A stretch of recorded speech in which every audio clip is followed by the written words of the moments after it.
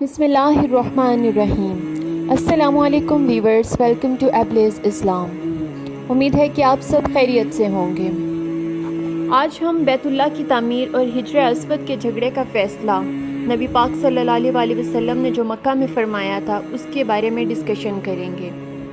آپ صلی اللہ علیہ وسلم کی عمر کا 35واں سال تھا کہ ایک زوردار سیلاب آیا جس سے خانہ کعبہ کی دیواریں پھٹ گئیں۔ یہ دیواریں ایک بار مکہ میں آگ لگنے کی وجہ سے پہلے ہی کمزور ہو چکی تھی۔ اب قریش مجبور تھے کہ کعبہ کو شروع سے تعمیر کرتے۔ اس موقع پر انہوں نے فیصلہ کیا کہ اس تعمیر میں صرف حلال مال ہی خرچ کریں گے، چنانچہ سود کی دولت اور کسی کا ناحق لیا ہوا مال اس میں استعمال نہیں کریں گے۔ انہیں خانہ کعبہ گراتے ہوئے بھی ڈر لگ رہا تھا کہ کہیں اللہ کا عذاب نہ ٹوٹ پڑے۔ بالآخر ولید بن مغیرہ نے یہ کہہ کر خانہ کعبہ کو شہید کرنا شروع کیا کہ اللہ مصلحین کو ہلاک نہیں کرتا۔ جب لوگوں نے دیکھا کہ اسے کچھ نہیں ہوا تو انہوں نے بھی خانہ کعبہ کو شہید کرنا شروع کیا اور حضرت ابراہیم علیہ السلام والی بنیاد تک گرا ڈالا۔ اس کے بعد تعمیر شروع کی۔ تعمیر کے لیے ہر قبیلے کا الگ الگ حصہ مقرر تھا۔ اشراف اپنے کندھوں پر پتھر لاتے اور ڈھیر لگاتے۔ رسول اللہ صلی اللہ علیہ وسلم اور آپ کے چچا عباس بھی پتھر لاتے رہے۔ تعمیر کا کام بقوم نامی ایک رومی معمار کر رہا تھا۔ چونکہ مال اتنا جمع نہ ہو سکا تھا کہ عمارت حضرت ابراہیم علیہ السلام کی بنیادوں پر مکمل کی جا سکتی، اس لیے شمال کی طرف سے تقریباً 6 ہاتھ چھوڑ کر اس پر ایک چھوٹی سی دیوار اٹھا دی گئی تاکہ علامت رہے کہ یہ کعبہ کا حصہ ہے۔ اسی کو حتیم کہتے ہیں۔ جب دیوار حجر اسود تک اٹھ چکی تو ہر سردار نے چاہا کہ وہی حجر اسود کو اس کی جگہ نصب کرے۔ اس پر سخت جھگڑا اٹھ کھڑا ہوا جو 4-5 روز تک جاری رہا اور قریب تھا کہ حرم میں خون خرابہ ہو جاتا۔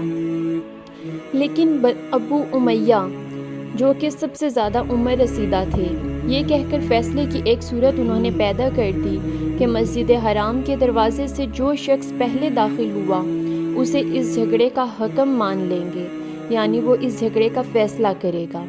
لوگوں نے یہ تجویز منظور کر لی۔ اللہ کی مصلحت دیکھیں کہ اس کے بعد سب سے پہلے جو شخص داخل ہوا وہ آپ صلی اللہ علیہ وسلم تھے۔ قریش دیکھتے ہی کہہ اٹھے، یہ محمد ہیں جو کہ امین ہیں، ہم ان سے راضی ہیں۔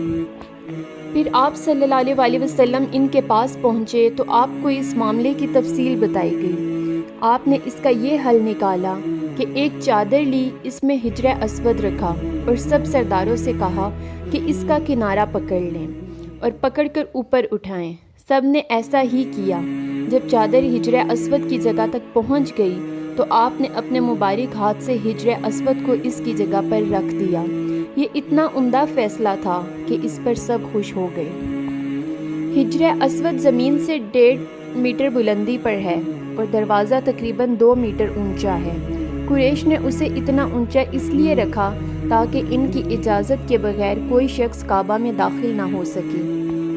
دیواریں 18 ہاتھ بلند ہیں جبکہ پہلے 9 ہاتھ تھیں۔ کعبہ کے اندر 2 لائنوں میں 6 ستون کھڑے کیے گئے ہیں اور 15 ہاتھ کی بلندی پر چھت لگائی گئی ہے جبکہ پہلے نہ ستون تھے نہ چھت۔ اللہ پاک سے دعا ہے کہ وہ ہم سب کو اپنے گھر آنے کا شرف بخشے۔ انشاءاللہ ہم جلد ہی آپ کی خدمت میں سیرت النبی صلی اللہ علیہ وسلم کی اگلی ویڈیو لے کے حاضر ہوں گے۔ تب تک اپنا خیال رکھیے گا۔ اللہ حافظ۔